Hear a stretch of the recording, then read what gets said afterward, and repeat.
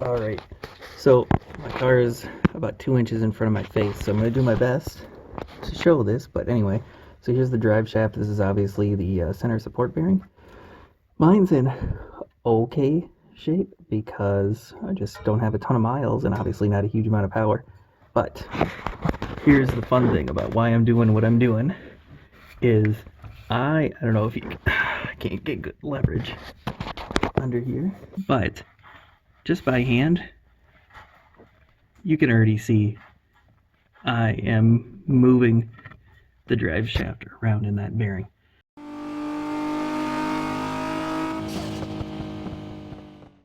So basically making a housing, and I'm going to mold my own bushings for that. So higher durometer, and I'll replace the bearing that's there while I'm in here, and we'll see how that does for the whole drive shaft.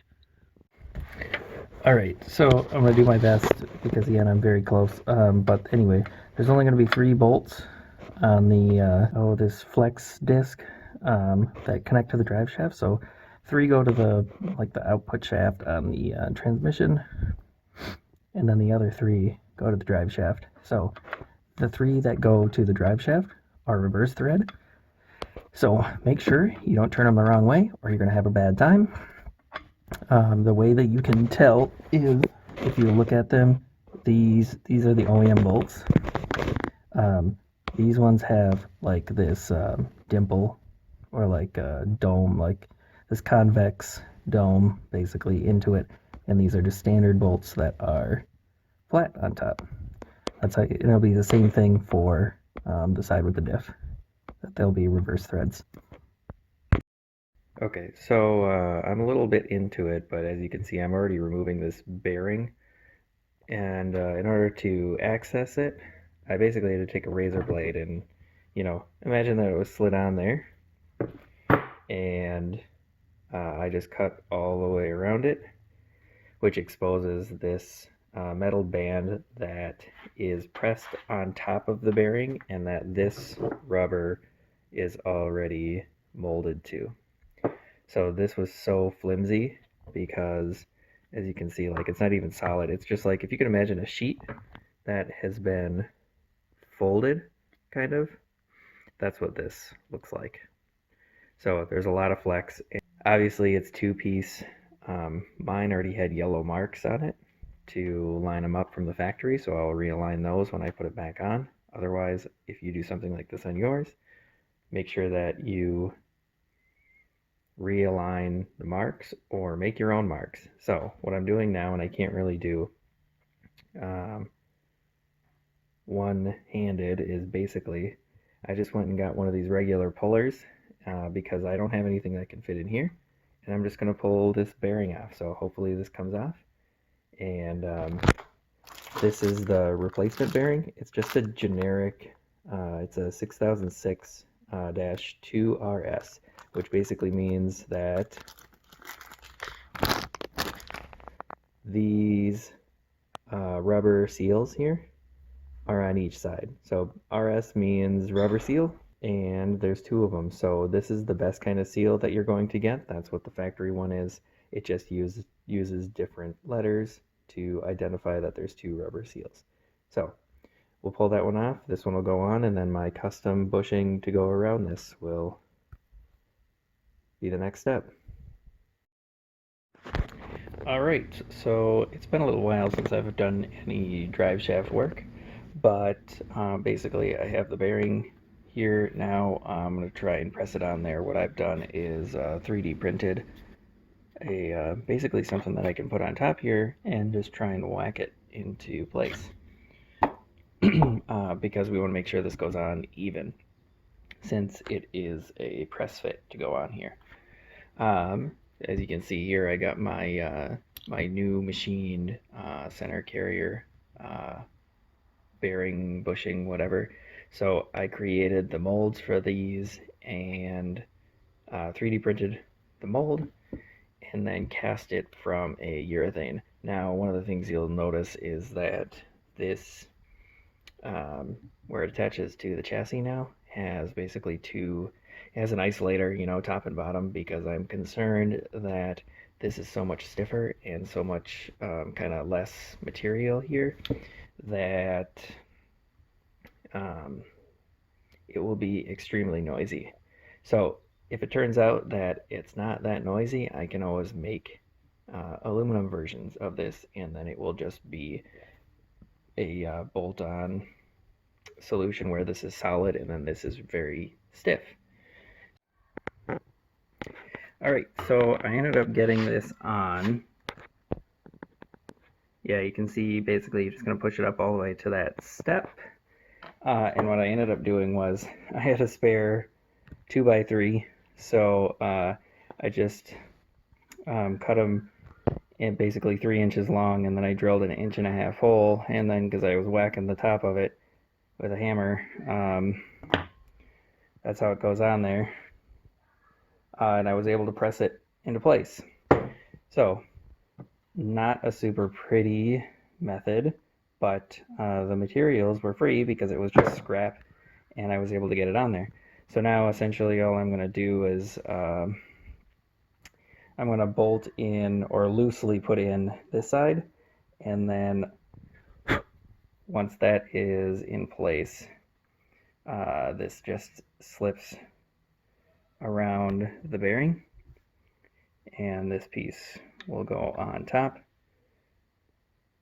And because I have everything keyed together, it only fits together in one way, and then there will be some bolts that go through here to clamp those sides together. So yeah, here's this part, and the next clip will probably be when it's installed, because the car isn't very high off the ground, and I don't want to try and film with it being that close. So if it goes well, you'll see in the next clip right about now. Okay, so I have it loosely bolted.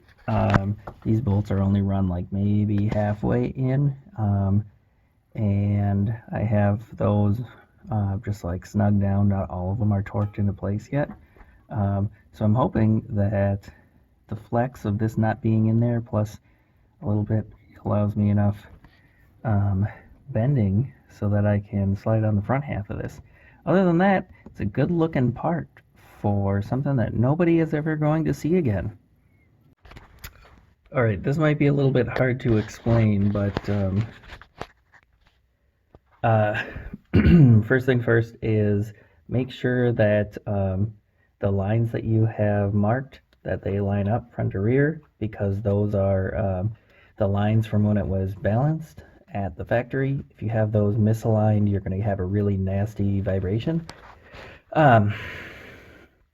But as you can see, I took the center support bearing off because that flex disc down there allows for just enough movement that I can tilt it down a little bit, plus I can angle the actual U-joint with this spline, the splines on it, where I can align these and then push it all the way on, and then once it's pushed all the way on, then I can align it over here and I put the bolts in.